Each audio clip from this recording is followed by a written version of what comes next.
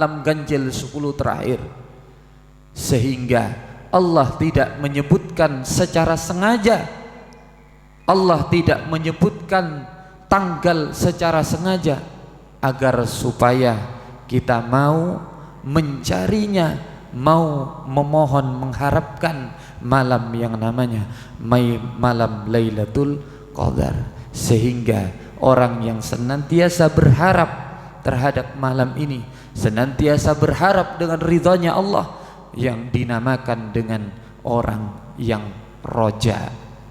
Maka dari itu, jamaah salat subuh yang dimuliakan Allah, sehingga Al-Quran ini sebagai hudan linnas, petunjuk bagi manusia, merupakan hal yang sifatnya aksiomatis, tidak bisa dikomentari, tidak bisa dikritik, bahkan digantikan oleh kitab-kitab yang lain. Maka dari itu, sebelum terkupasnya, sebelum hilangnya, sebelum lunturnya ayat Al-Quran, artinya kiamat sudah dekat, maka salah satu jalan untuk senantiasa menggapai anugerah di malam Lailatul Qadar, yaitu kita canangkan, kita jadwalkan untuk senantiasa mengaji, senantiasa membaca Al-Quran, walaupun kita dalam kesehariannya tidak memahami apa yang namanya artinya, apa maknanya. Namun apabila kita kaji, apabila kita mengaji, bahkan mengetahui makna dan isinya, insya Allah barakah dan rahmatnya Al-Quran akan senantiasa meluberi kepada kita semua. Amin, amin ya rabbal alamin. Ada sebuah pertanyaan yang saya kutip dari jamaah sekalian, bahwasanya ketika Al-Quran ini sebagai sumbernya ilmu, maka pertanyaannya adalah ilmu yang bagaimana yang wajib kita kerjakan, ilmu yang bagaimana yang wajib kita cari. Maka dikutip dari kitab Ihya Ulumuddin, yang mana wa ta'allaman ilman yusahihu ta'atan wa aqidatan wa murakkiyal qalbas kila hadis salah fardu ainin fa'rifan wa'mal biya tasal taja tawa'tila. Maka wajib kita mengkaji ilmu yang mana ilmu ini dapat meningkatkan ketaatan kita kepada Allah, ilmu yang bagaimana wa aqidatan, dan juga menambah akidah kita, wa muzakkiyan qalbis kila, dan juga ilmu yang senantiasa membersihkan jiwa-jiwa kita. Maka 3 ilmu ini yang wajib dikelola. Yang pertama, ilmu yang menambahkan ketaatan. Orang itu perlu belajar yang namanya ilmu syariat. Wa ta'allaman ilman yusahihu ta'atan, menambah ketaatan. Dengan apa kita menambah ketaatan? Ya jelas dengan cara kita senantiasa beribadah. Ibadah dengan semrawut, ibadah dengan tanpa ajaran yang diajarkan oleh Rasul, maka nilainya omong kosong. Maka dari itu penting untuk kita mencari ilmu yang namanya ilmu syariat. Yang kedua, wa aqidatan, di mana manusia perlu yang namanya mencari ilmu yang kaitannya dengan akidah. Apa itu akidah? Artinya kita mengenal ibadah kita khususkan kepada siapa, siapa yang kita tuju, Allah itu bagaimana, sifat Allah itu seperti apa. Wujud kidzam baqa mukhalafatul lil hawadisi yamuhu bi nafsihi wahdaniyat qudrat iradat ilmun hayan sama basar kalam qadiran muridan aliman hayyan sami'an basiran mutakalliman. Kalau manusia memaknai, mengetahui makna sifatnya Allah, dia tidak akan tersesat. Ketika ada masalah, dia akan langsung mencari Allah, Allah, Allah. Di mana Allah? Karena apa? Wujud Allah mempunyai sifat yang ada. Ketika ada hal yang tidak sama manusia, ketika ada kesalahan yang dilakukan oleh manusia sebesar apapun, lalu ingat mukhalafatul lil hawadisi. Karena manusia berbeda dengan yang namanya penciptanya, sehingga mintalah kepada Allah ampunan, Allah akan mengampuni dosa kita. Yang terakhir adalah muzakkiyan qalbis kila, yaitu ilmu yang senantiasa bisa membersihkan hati manusia. Setelah tahu akidahnya, setelah tahu Allah Tuhannya, setelah tahu Muhammad utusan Allah, setelah tahu sifat-sifat Allah dan Rasulnya, setelah tahu bagaimana silsilah nabinya, setelah tahu bagaimana perjalanan Isra Mi'rajnya, setelah tahu bagaimana maulidun nabinya, maka mengerjakan ketaatannya dengan melalui syariat-syariatnya, sehingga membersihkan hatinya, wajib agar terhindar dari penyakit hatinya. Penyakit hati macam-macam, jamaah sekalian. Banyak orang senantiasa beribadah namun ternyata luntur ibadahnya. Perkara apa? Karena digerogoti oleh penyakit hatinya. Apa saja? Riya, ibadah hanya ingin dipuji orang, menjadi imam hanya ingin dipandang oleh orang, menjadi sebuah takmir hanya ingin menjadi sebuah banggaan bagi orang lain. Ini akan hilang ibadah kita.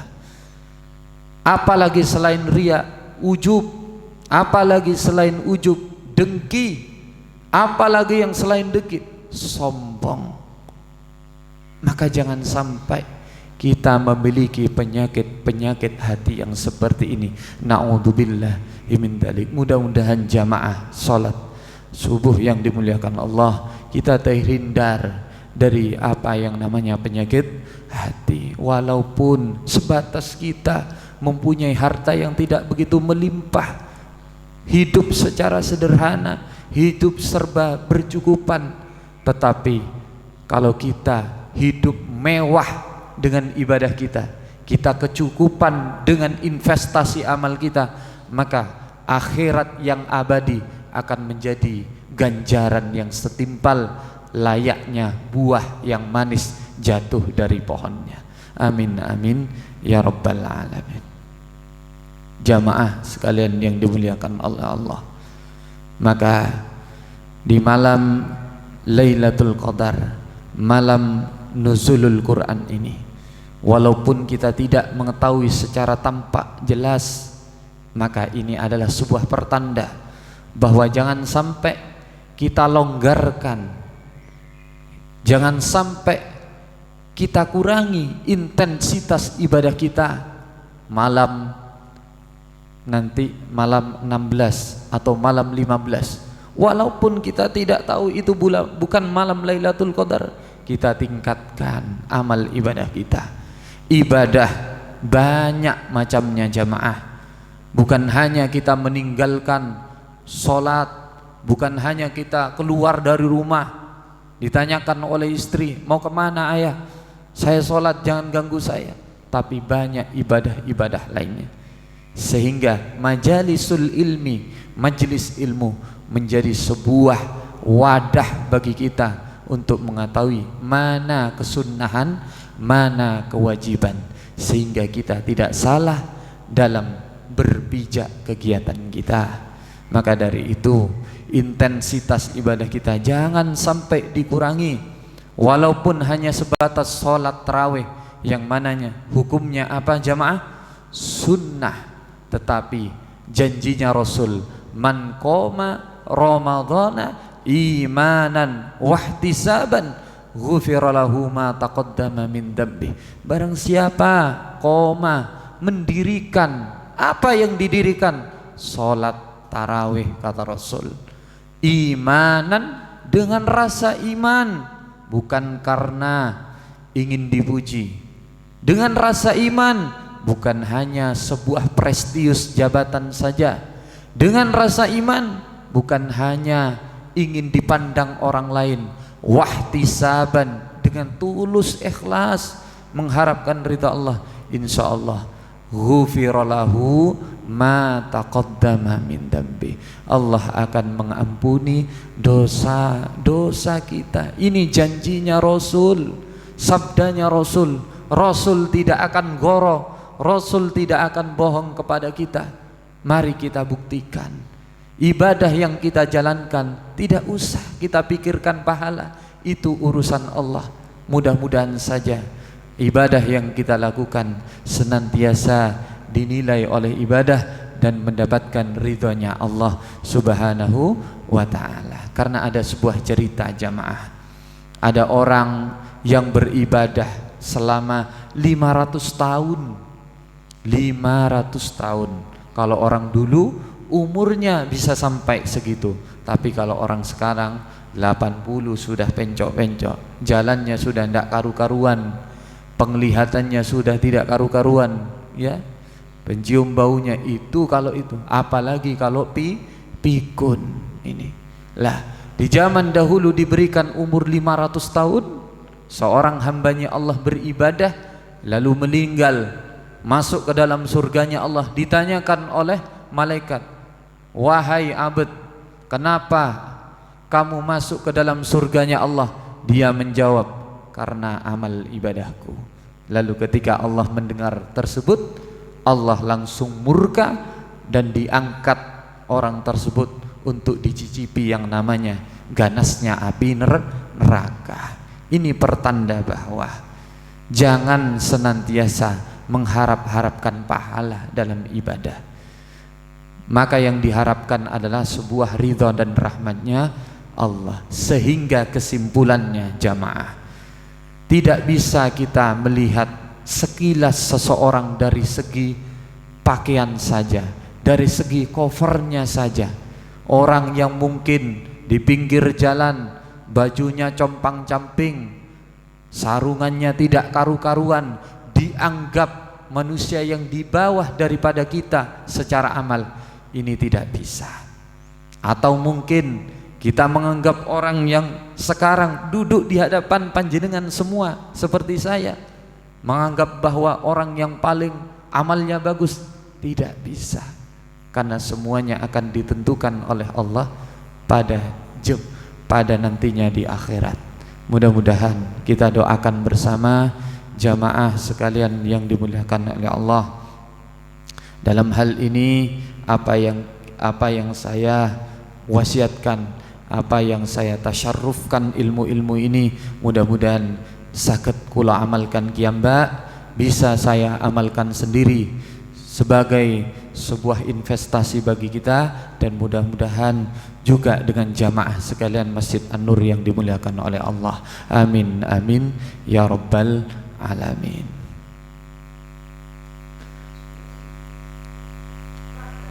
Monggo silakan.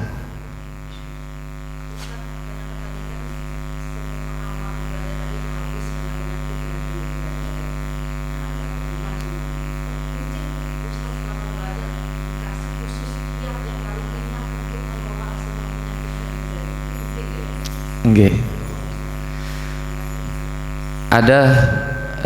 Ada sebuah dawuh ya, yang mungkin Arabnya saya lupa, nggih.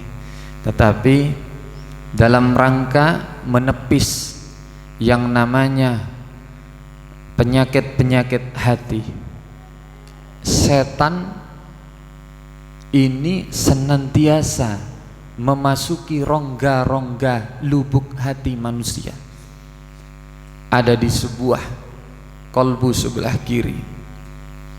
Maka dalam thariqah Qadiriyah wan Naqsabandiyah senantiasa menganjurkan kepada para jamaah untuk senantiasa berzikir kepada Allah. Lalu pertanyaannya adalah, zikir yang bagaimana yang bisa menghempaskan penyakit ini? Yang mana penyakit ini timbul dari hasutan yang namanya syaitan.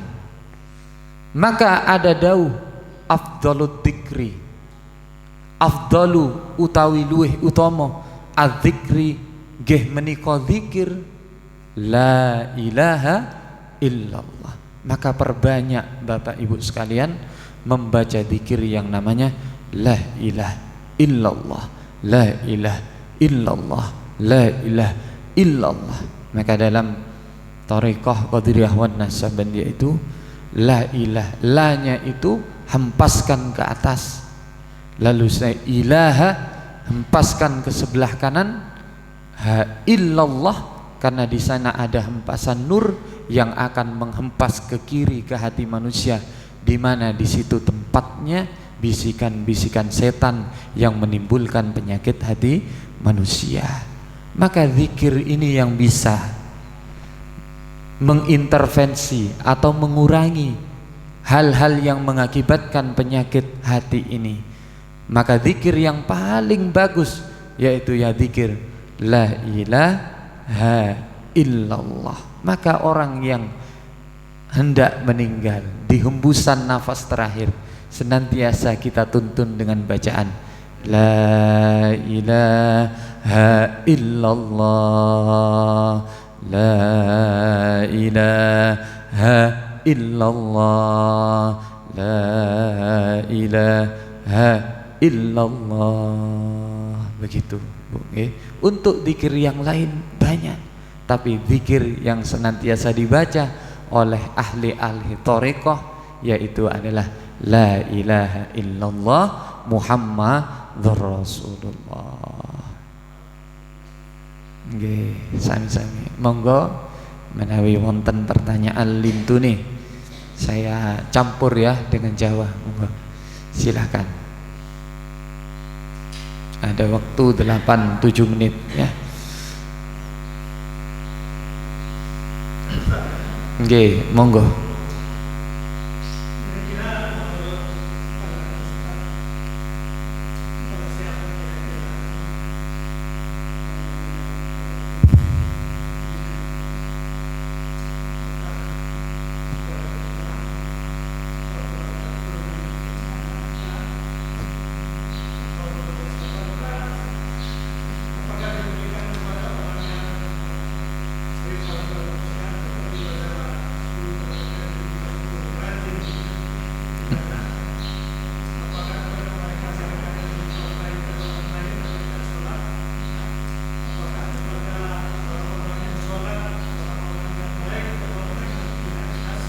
Nggih.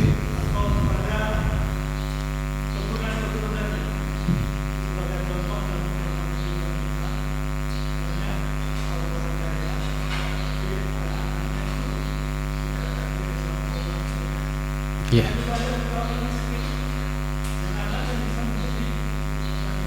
Iya.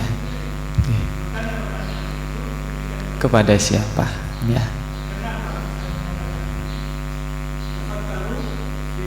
Fi sifatillah.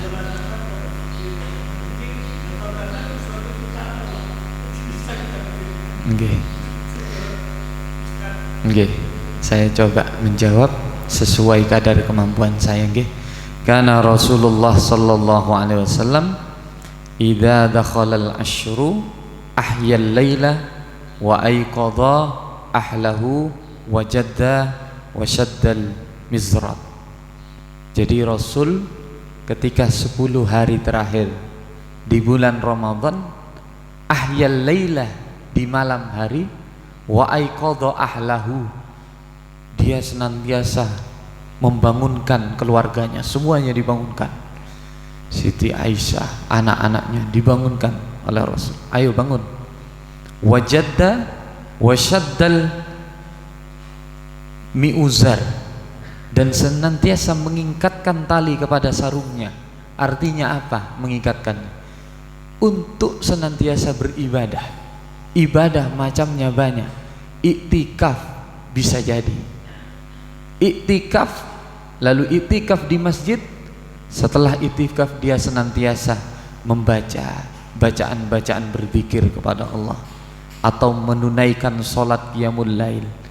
Maka malam Lailatul Qadar itu bukan hanya diperuntukkan bagi orang yang mana orang ini rajin, yang mana mungkin dipandang oleh ahli Quran, tetapi pada malam tersebut ternyata Allah turunkan dan orang tersebut tidak melaksanakan suatu amal, artinya pengharapan, yaitu roja, maka orang tersebut tidak mendapatkan yang namanya nikmat dan keutamaan malam Lailatul Qadar. Selagi Bapak Ibu orang tersebut dengan berlumurnya dosa, dengan banyaknya kesalahan, pengkhianatan, zalim, tapi dia pada bulan Ramadan ketika itu nangis meratapi salahnya, dan ternyata dilalah Allah menurunkan malam Lailatul Qadar pada malam itu, maka itu jauh lebih baik dari malam 1000 bulan. Sehingga amal ibadah 1000 bulan itu seakan-akan dicantumkan pada orang-orang yang merangis tersebut. Sehingga kesimpulannya, siapapun bisa mendapatkan malam Lailatul Qadar, bukan hanya orang yang dinilai mungkin ahli ibadah. Ahli ibadah kalau sering setiap harinya, ya insya Allah pasti akan ketemu. Tapi kalau ahli ibadah 21 ibadah, 22 ngemol, 23 ibadah, 24 macet pasar takjil, 25 ibadah lagi, 26 kecapean banyak bukanya. Ya, sehingga ketika 26 mungkin Allah turunkan, ya sudah kebagian pada orang-orang yang mengharapkan, artinya rojak tersebut. Mungkin itu Bapak yang bisa saya jawab, karena semua orang mempunyai potensi untuk mendapatkan malam Lailatul Qadar. Dengan apa? Ya dengan rojak tadi, dengan mengharapkan melalui sebuah amal-amal ibadah pada malam itu. Tapi kalau tidur, ya bukan ceritanya. Tidak ada pendapat ulama yang menyatakan tanda-tanda orang menerima ini.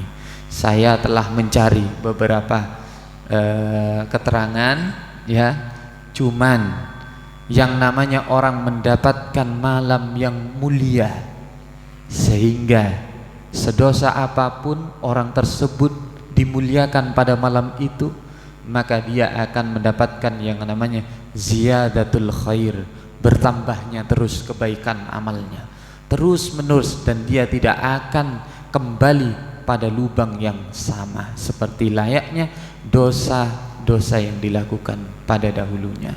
Itu yang luar biasa, bisa digarisbawahi seperti ziyadatul khair. Tanya Ustaz nih. Ustaz, ibadah itu kan tidak diri kita sendiri atau suami saja. Tapi kalau suami mengajak istri, istri mengajak suami, orang tua mengajak anak. Ustaz, memang secara keluarga belum pengalaman, tapi tolong dijelaskan secara ilmu bagaimana kiat atau tips agar satu keluarga ini kita bisa sama-sama. Contoh menggapai malam Lailatul Qadar, suami istri bisa tapi anak nggak bisa, ataupun sebaliknya. Kita sudah banyak teori Ustaz, tapi bagaimana mempraktekkan sesungguhnya. Contoh, katakanlah insya Allah nanti Masjid An-Nur 10 hari terakhir akan mengamalkan itu. Kita udah umumkan, kita udah share, kita udah sampaikan ke keluarga saja, mungkin anak saya, istri saya.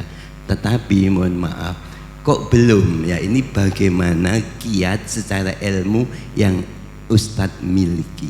Terima kasih. Terima kasih. Pertanyaannya ini bagus, tapi layaknya teori sama lapangan sudah dilakukan. Jadi kalau secara teori saja, kalau secara lapangan keluarga belum, jadi masih sendiri, masih bujang, jadi ya hanya teori saja yang perlu saya sampaikan. Jadi ya ayyuhalladzina amanu qu anfusakum wa ahlikum naro. Jadi yang perlu dilakukan oleh kepala rumah tangga seorang laki-laki, bagaimana menjaga dan memelihara keluarga dan anak-anaknya, ini wajib. Sehingga dalam kitab-kitab memelihara tersebut ada yang namanya Uqudul Lujan, ada yang namanya kitab Qurratul Uyun, ada yang namanya kitab Fathul Izzar. Senantiasa menyampaikan bahwa sampaikanlah cara untuk mengajak ibadah dengan ahsan, dengan bagus kepada anak dan istrinya. Karena apa? Itu sebuah proses. Karena tidak gampang ketika kita mendidik, memelihara istri dan anak. Ini katanya orang yang sudah menikah. Jadi secara teori ya seperti itu, dan tampak ketika kulo tanyakan kepada orang yang sudah, itu katanya semuanya memiliki proses. Sehingga walaupun sunnah ya dalam qiyamul lail, cobalah kita didik anak, nak di malam 21 itu kalau kamu nak bisa melaksanakan sholat, nanti saya kasih baju, nasi kasih baju. Tidak apa-apa. Apa salahnya untuk mendidik anak? Nak, kalau kamu bisa menjalankan 21, 23, 25, 27, saya akan kasih hadiah. Nah, kalau kita punya harta atau punya kecukupan dalam itu, selagi ada cara, ngapain untuk mentasarrufkan sodakoh kepada lainnya? Sodakohlah kepada anak dalam rangka untuk menggait atau mengajak, mendorong anak dan istri untuk beribadah. Jadi dalam kata-kata orang Jawa, ojo kereng-kereng ya. Ojo kereng-kereng. Karena apa? Ibadah ini kalau sudah anak dan istri fardunya dilakukan, sunnah ini proses. Karena tidak gampang menyuruh melakukan hal yang kaitannya dengan sunnah ya, itu ya dari saya. Mungkin ini praktek saja. Jadi setiap keluarga punya cara masing-masing begitu ya, dikembalikan lagi. Nggih.